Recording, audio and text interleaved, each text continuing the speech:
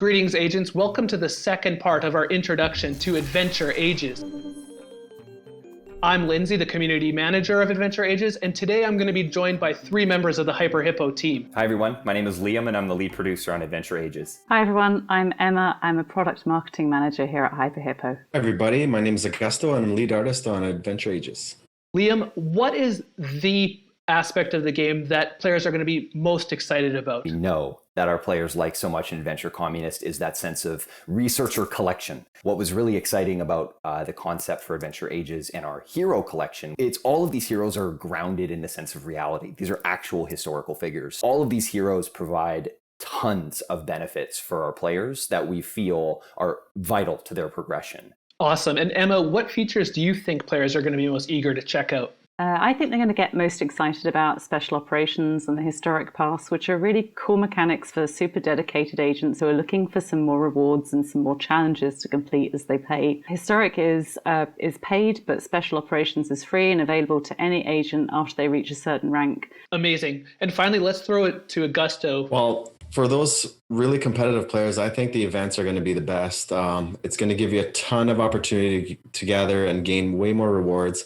And plus, each event has very unique art, which I specifically think is amazing.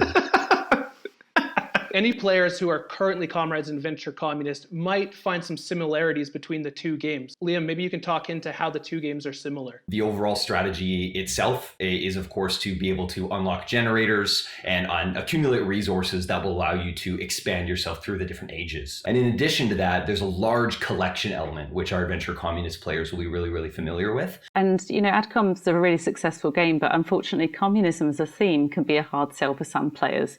So Adventure Ages takes the best in-class mechanics and it gives them an entirely new theme, art style and story in a bit more of an accessible package. I also want our players to feel rest assured, our Adventure Communist community, our Adventure Capitalist community, we have a lot more content for those games coming out that we're really looking forward to showing you this year. Amazing. I'm sure the players are going to be stoked to hear that.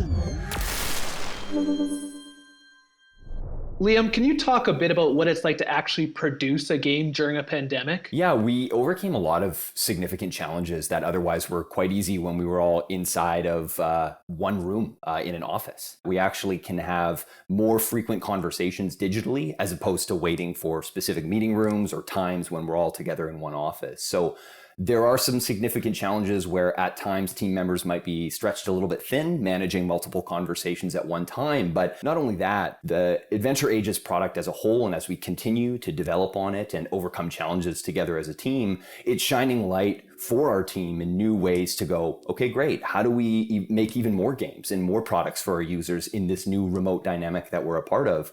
And we already have some really exciting games to come in the years beyond, even after Adventure Ages, which we're looking forward to showing. Augusto, what was the process like working on art, giving feedback, getting feedback, iterations as a remote team? What did you see? Well, as a remote team, what we saw is that we had to meet quite frequently. So we made it a priority to meet regularly every week. When we first launched the product, however, we would have longer and more regular calls so that we could establish the look, best practices. In terms of collaboration, we'd always show things early on so that we could catch whatever changes we might need to make. Communication is always the key, and we just talked a lot with each other and openly sent files back and forth all the time. I got one other quick question. How do players play a role in the collaboration and what gets created?